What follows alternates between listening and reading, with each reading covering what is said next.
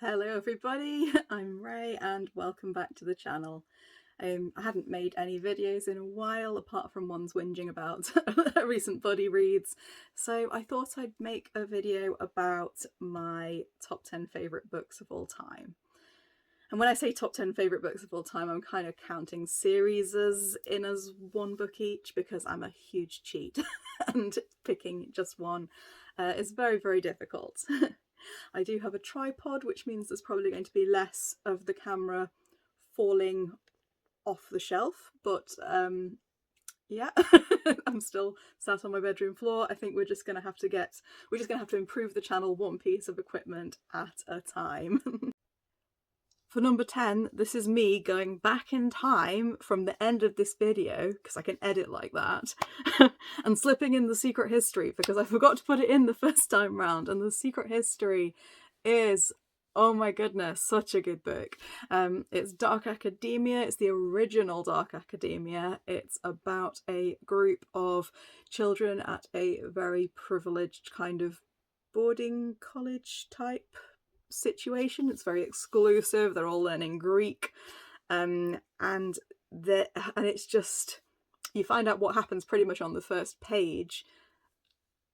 That kind of event comes to pass midway through the book, and then just the tension, the vibes, the sinisterness, you learn little bits bit by bit as it goes on, and it's just inspired a whole genre of wonderful books that have never quite lived up to how brilliant The Secret History is. So that's me. I'm going to zip back to the end of the video now, but I had to come back and stick that in because, yeah, forgot about it the first time round.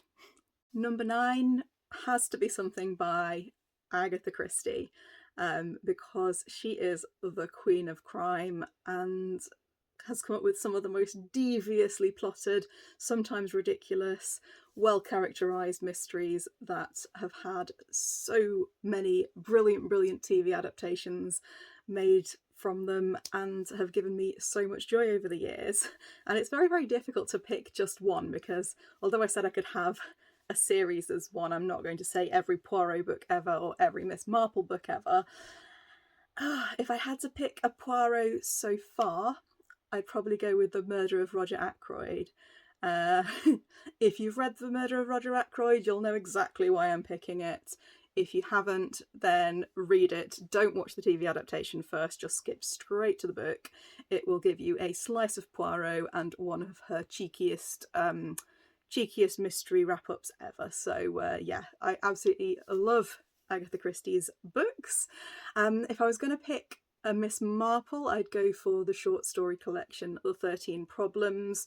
Basically, a group of people start a murder club, which again, from recent developments in the cozy genre, you all know has become a very popular concept in crime fiction. But yeah, this is what I think it was probably the original, where they all sit around in someone's living room and talk about murder. One person comes out with a mystery that's been solved, and then they basically put the problem to everyone else in the group.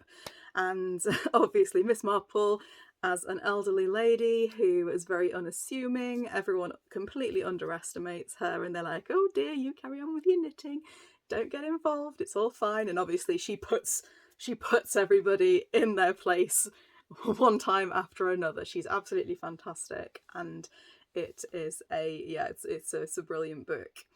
I'm guessing that obviously other favourites such as And Then There Were None, I'm guessing that they'll probably maybe supersede the ones I've currently got as front runners at the moment. But I haven't read them yet, and I'm not going to put books that I haven't read yet in my top 10 of all time. Now, number 8 is one that you want to get the tissues for because it is the most heartbreaking book I've ever read.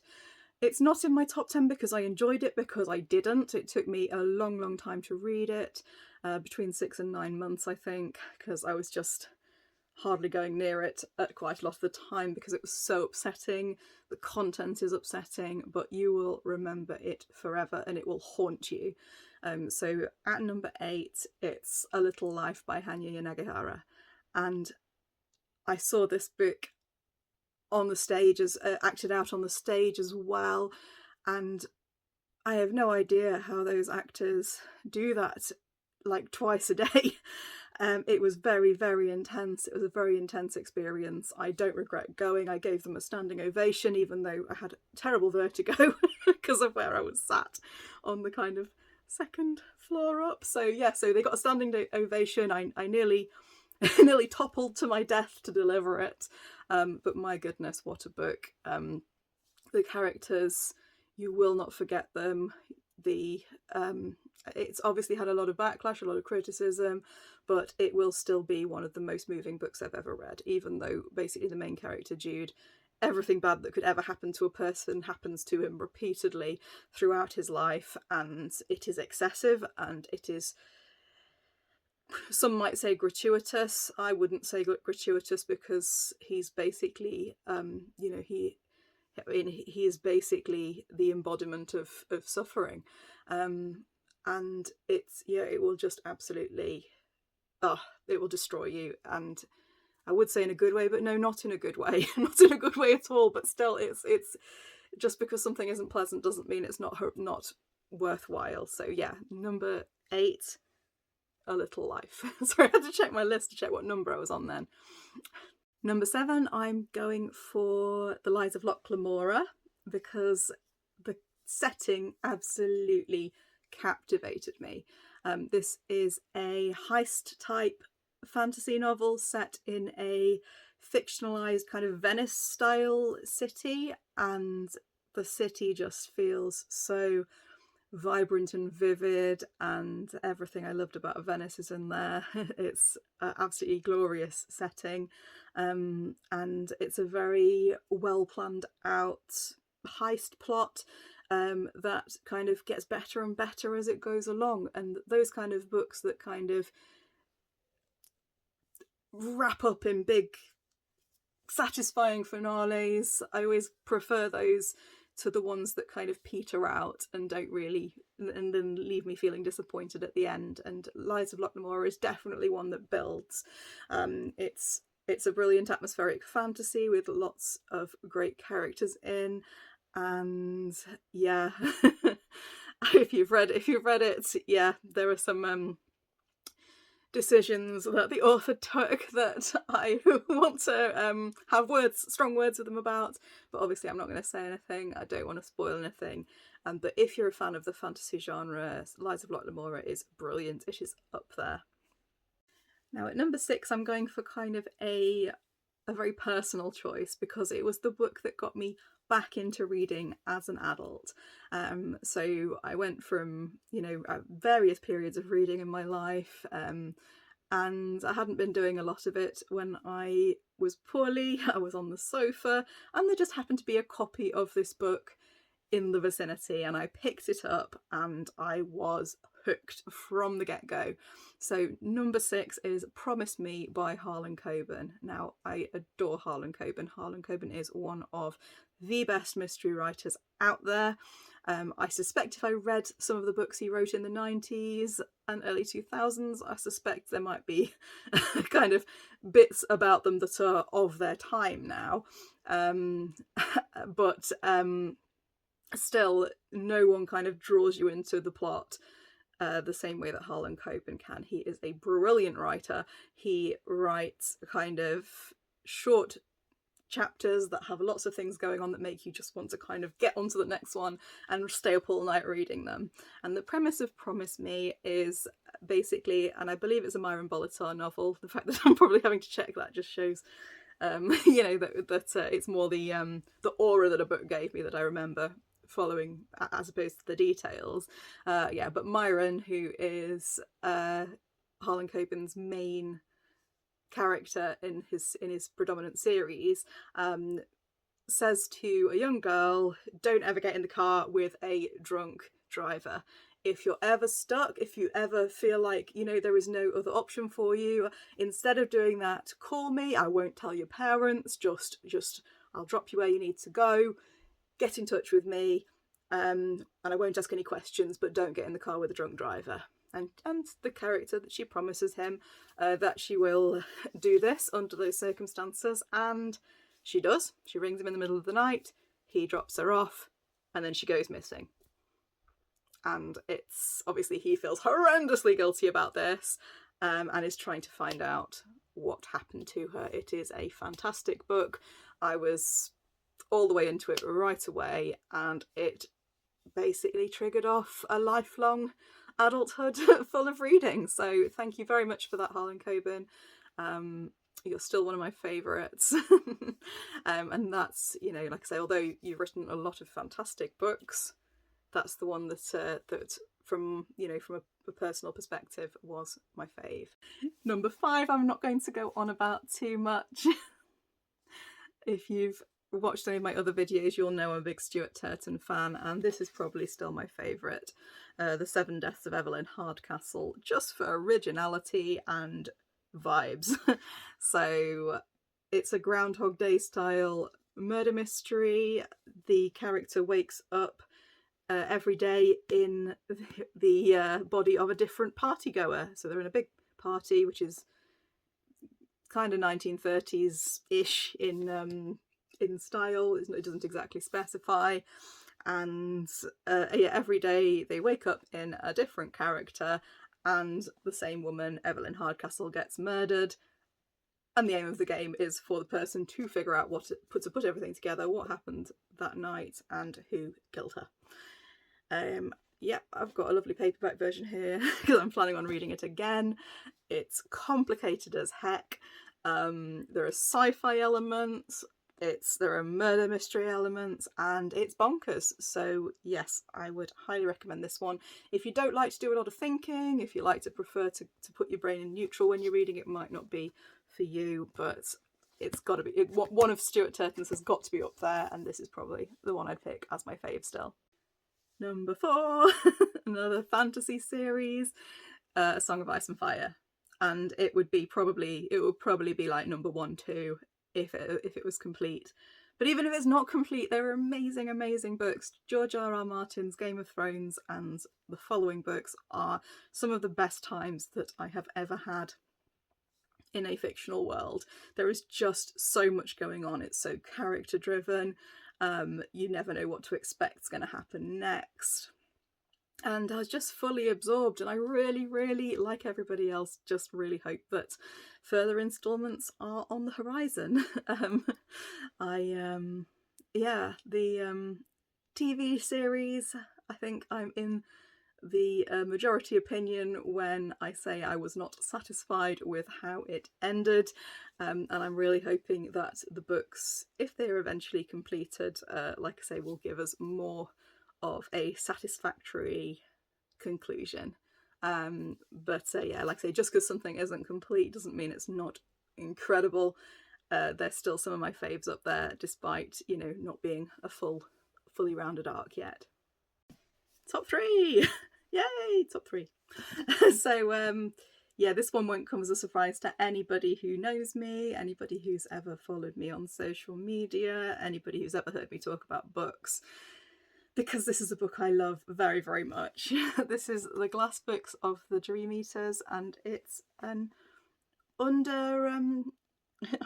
nobody talks about it. I never see anybody else enthusing about it. I think I'm the only person in the world who loves this book. But it's just brilliant. Disclaimer, it probably, every time I read it, it gets a little bit more problematic. Times are changing. There are certainly things that could be pointed out about it as not being particularly refreshing, but you've got to remember, when I first read this book, I had never heard of steampunk. I had never come across this kind of Victorian landscape full of fascinating mystical technology, and it was just a revelation to me. This book is completely overwritten. The prose is chewy as heck, but I love it for all its flaws. You've got 3 characters who are all very flawed, and again, you know, all very there are kind of things that could be pointed out as problematic about several of them now, but they are still very, very believable. You've got Miss Temple, who is this spoilt so she's got like little sausage curls and green boots, and she's this spoilt brat who gets thrown over by her fiance, and she basically sets off to find out what he's been up to, follows him onto a train, which takes her into the middle of nowhere, where there's this enormous house full of potentially sinister goings on, and yeah, and things get sexy and mysterious. And I just when I first read this book, I was like, oh, this is this is quite it's not really an erotic novel, but it had erotic moments and elements there. There was just so much sneaking around. There was so many brilliant ideas. It all centres around this blue glass. I won't tell you what the blue glass does, because obviously we've got about 700 pages? Yeah, 750 pages of intrigue and goings on from these three characters' points of view. And I just fell in love with the world, and it just took me to new levels of what you could do with a book and with a world. And I still have a lot of love for it. I've read this one 3 times. I've read the sequel twice. It's rubbish. I say rubbish, it just doesn't work in the same way for me. And the second time I was kind of hoping I'd like it a bit better, and I still haven't read the third one in the trilogy, and that's because I know I'm probably going to be extremely disappointed. So kind of in my head, there's still a way to redeem this series and finish it off in an excellent, explosive way, but I'm kind of thinking it might not happen like that. But it doesn't stop this from still having my heart, even if it probably shouldn't. Number 2 is One Day by David Nicholls, which is completely different from anything else on the list. It's kind of a romance. I would probably put it in the romance section if I was putting it anywhere, kind of bestsellers / romance. And it's about 2 people who spend some time together on the last day of university, which happens to be St. Swithin's Day, and when they're in Edinburgh, and then they go their separate ways. And it's basically what these 2 characters, Emma and Dexter, what they're doing on this same day every year for the next 20 years. And it is an emotional roller coaster. These characters feel like old friends. They feel like real people. They both have, like I say, they're very flawed, they're very real, and their lives don't always go in the directions that they're hoping they will. And it's just, it had me in so many tears. Honestly, this book is incredible, and I've read a few others of David Nicholls, but none of them hit quite as hard in the feels as this one, because those characters are wonderful. I haven't watched the Netflix series yet. I really didn't like the film. It just did not bring the magic that the book did, even though I think it was quite a faithful representation, but it just didn't work. But I've read the book a couple of times, and it stole my heart just as much the second time as it did the first time. So yeah, I'm not going to pick something edgy. I'm not going to pick something that's going to make me look look niche and interesting. One Day is probably my second favourite book of all time. It's a wonderful story. Which leaves me with number 1. What is my favourite book of all time? And it's very much a series, and you couldn't it's a big one, this, and it's basically The Realm of the Elderlings by Robin Hobb, and I am still working my way through them. And this is a series, it's a high fantasy series, it's a very serious fantasy series. The prose is delicious, it's all beautifully high quality. So much work has gone into the layers and layers of this world building, and it's just brilliant.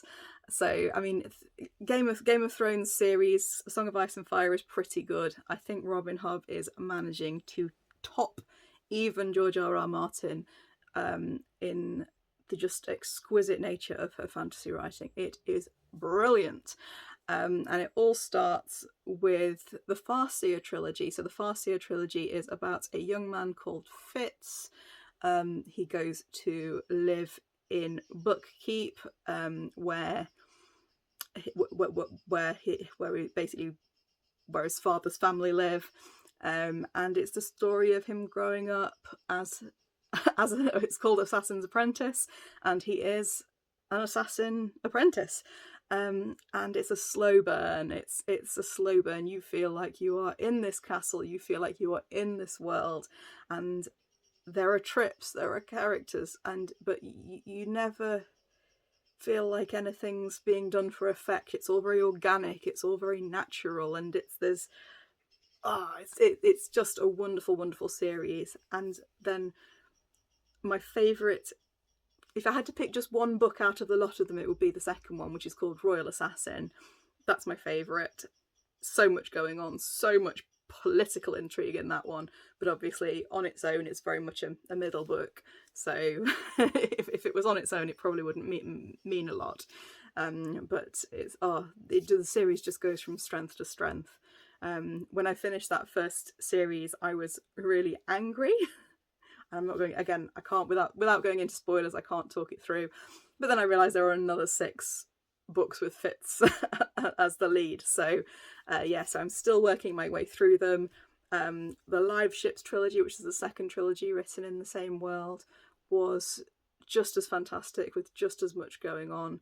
An adventure with pirates and, again, courtly intrigues.